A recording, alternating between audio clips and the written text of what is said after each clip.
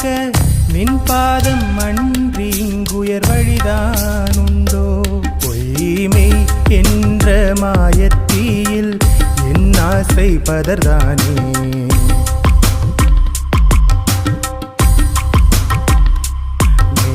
நீ என்ற ஞானம் தந்து என் தீமை பொறுத்தருளே. நின் ஆசி என்னாலும் வேண்டும், உன்னுடன் இருக்கும் வரம் தரு.